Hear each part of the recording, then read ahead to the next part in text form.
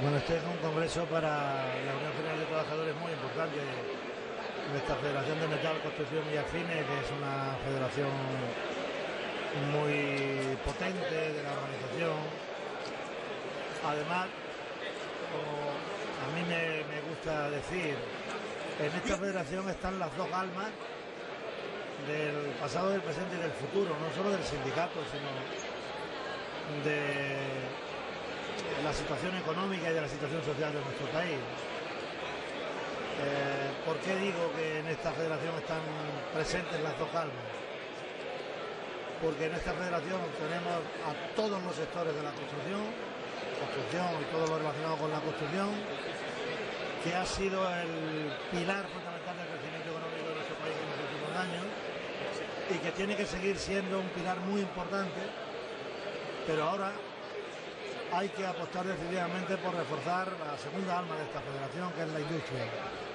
Con el cambio de modelo productivo no pasa en ningún caso por abandonar la construcción, pasa por reorientar el sector de la construcción y pasa por reforzar la industria y pasa por reforzar la innovación tecnológica y pasa todo ello por reforzar la calidad del empleo, salarios decentes, que los jóvenes trabajadores y las jóvenes trabajadoras de nuestro país tengan un empleo digno, y todo eso creo que se representa de una manera muy acertada en la federación y sobre todo en las propuestas de resoluciones que se van a debatir en este 25º congreso.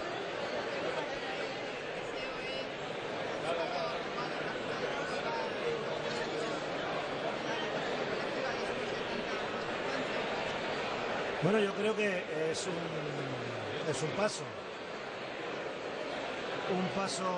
pequeño, pero un paso fundamental.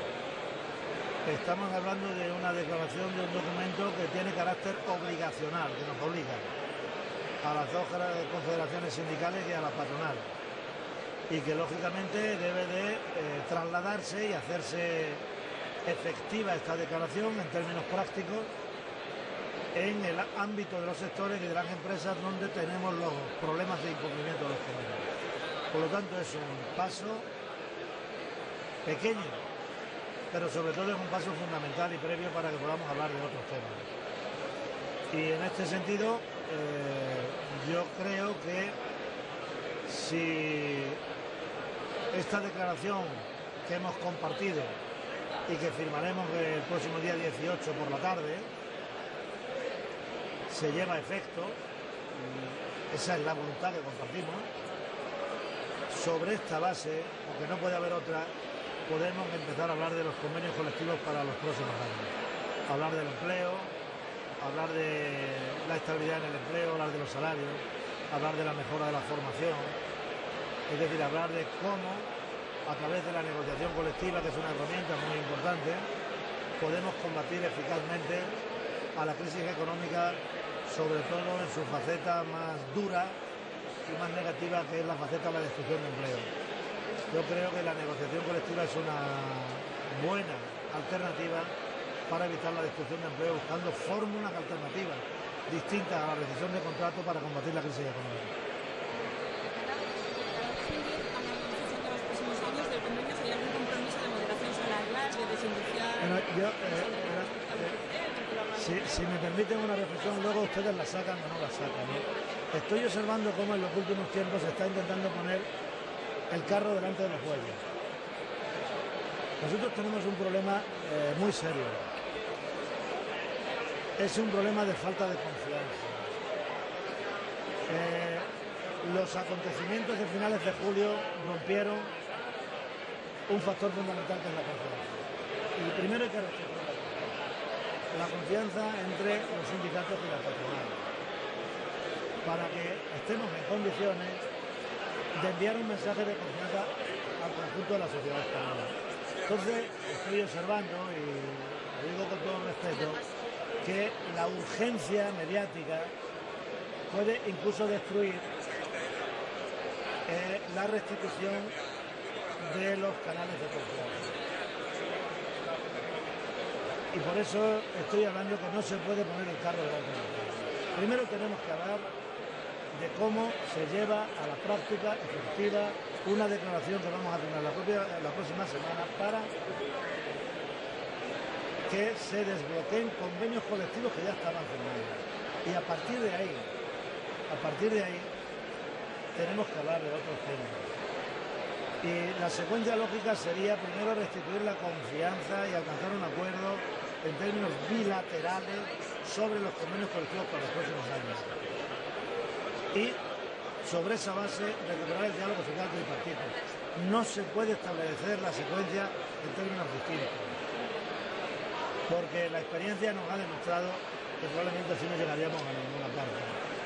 Si en los medios de comunicación pensáis que tenemos que desarrollar un proceso muy complejo y muy difícil como es el diálogo social, con la fórmula futbolística del minuto y resultado, nosotros no podemos atender a vuestras sugerencias, a vuestras reclamaciones. Nosotros tenemos que seguir el ritmo de juego. Y en este sentido, y es la última reflexión que quería hacer, creo que todos los elementos relacionados con el diálogo social tripartito debemos de remitirlo a que podamos alcanzar algún tipo de acuerdo para los convenios colectivos. Esa es la secuencia lógica. Y en este aspecto me quiero remitir a unas declaraciones que ha hecho la señora ministra Salgado respecto a la reducción de la jornada laboral y la reducción de la jornada laboral como fórmula alternativa para evitar la destrucción de empleo. Quiero dejar meridianamente clara la siguiente afirmación. Nos parece una buena idea, pero hay que tener en cuenta que en España existen expedientes de regulación de empleo, también de reducción de jornada laboral.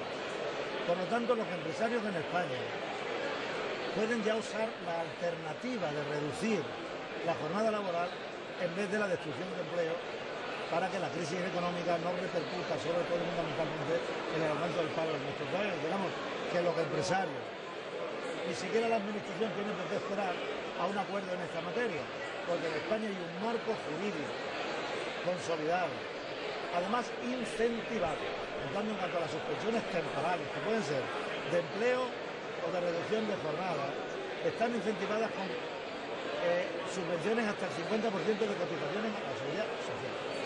En este momento tenemos 450.000 trabajadores en expedientes de suspensión temporal.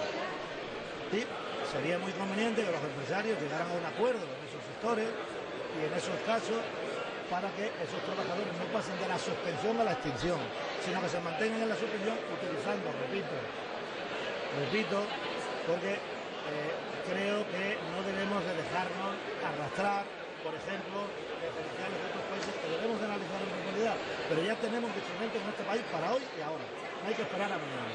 El expediente de reducción de jornada laboral, incentivado, con incentivos a la cotización de la seguridad social, que en este momento nos podía permitir que los 450.000 trabajadores que están bajo expediente de suspensión temporal mantengan esa suspensión si no se modifican las condiciones de sus empresas y evitar la destrucción de empleo. Quiero hablar de todo esto porque nos podemos atropellar todos en la multiplicidad de iniciativas. Tenemos ya alternativas, aprovechemos estas alternativas. En una secuencia posterior, creo que lo que debemos analizar es cómo los incentivos que hay aquí a la creación de empleo se pueden vincular a fórmulas para la reducción de la jornada laboral que evita la destrucción de empleo. ¿En qué ámbito? Sobre todo en las microempresas, que son las que más dificultades tienen. Los expedientes de regulación de empleo están basados o se aplican sobre todo en empresas medianas o en grandes empresas. El grave problema que tenemos aquí, que eso no lo pueden solucionar los ejemplos de Alemania, lo quiero dejar muy claro, son multitud de microempresas, que no es el caso de Alemania, que tenemos que buscar fórmulas desde aquí, desde nuestra experiencia, que eviten la destrucción de empleo y que permitan que las empresas puedan sobrellevar la crisis económica. Pero cada minuto tiene su afán y ese momento llegará pues con posterioridad, que podamos restituir la confianza y marcar un acuerdo para los convenios colectivos para los próximos años, y en ese sentido nosotros al menos y con esa secuencia vamos a trabajar, porque desde luego nosotros en la UGT no estamos dispuestos a que lo que ocurrió a finales del pasado mes de julio. A mí lo que me importa sobre todo fue el impacto negativo que se provocó en la opinión pública, que estaba esperando algo y no fuimos capaces de proporcionar aquello que ahora por precipitación, por protagonismo, por improvisación, que se pueda frustrar una expectativa de que la opinión pública, la sociedad española no se merece en un tiempo tan difícil, los trabajadores tampoco, y nosotros por lo menos no creemos que se deba de jugar en esa vez. Muchísimas gracias. Yo ya me tengo que ir.